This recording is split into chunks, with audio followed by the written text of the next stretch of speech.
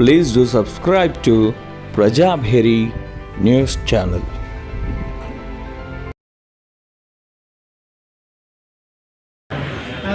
సోనియా గాంధీ గారి బర్త్డే సందర్భంగా వచ్చిన మహిళా సోదరి మనందరికీ పేరు పేరున స్వాగతం పలుకుతూ ఈ సందర్భంగా దేశ రాజకీయాల్లో ఉన్నతమైన ఆశయాలను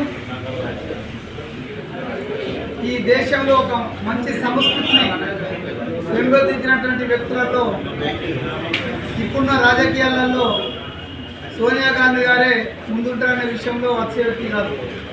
ఎందుకంటే గెలుపు ఓటములు ఏవైనా నిజాయితీగా స్వీకరించి ఈ దేశంలో గత 25 సంవత్సరాలుగా జరుగుతున్నటువంటి రాజకీయ పరిణామాల్లో అధికార పక్షంలో ఉన్న ప్రతిపక్షంలో ఉన్న ఈ దేశ హితం కోసం వారి ఆలోచనలను వాళ్ళ చిత్తశుద్ధితో ఈ దేశం కోసం చేసినటువంటి సేవల విషయంలో సోనియా గాంధీ గారి కృషి పట్టుదల ఎంతో ఉందనే విషయాన్ని ఈ సందర్భంగా తెలియజేస్తున్నాం. ఎందుకంటే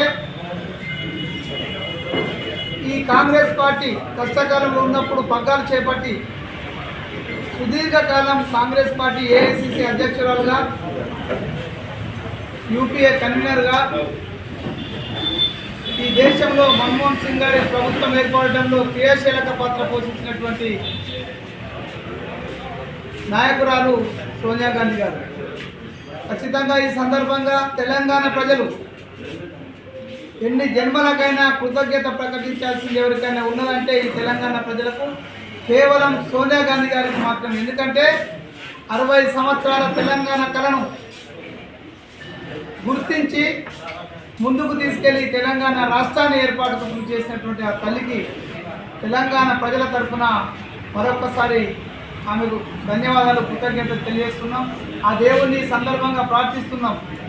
100 సంవత్సరాల పాటు ఆయురారోగ్యాలతో ఉంచే విధంగా చూడాలని ఆమె ఆలోచనలు, ఆమె ఇచ్చే సలహాలు ఈ కాంగ్రెస్ పార్టీ ముందుకెళ్ళడానికి దేశ హితం కోసం ఉపయోగపడతాయి. కాబట్టి ఆమె ఆయురారోగ్యాలతో ఉంచాల్సిందిగా ఆ భగవంతుని మరొకసారి జిల్లా కాంగ్రెస్ పక్షాన, నగర కాంగ్రెస్ పక్షాన, ఈ జిల్లా ప్రజల పక్షాన మరొకసారి ఆ భగవంతుని కోరుకుంటున్నాం.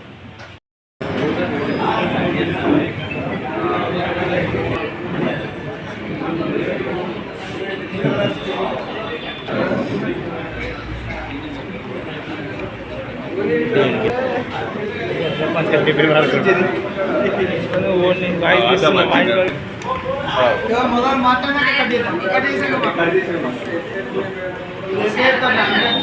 అందరూ ఆగమని చేస్తారు, ఇక చేస్తారు.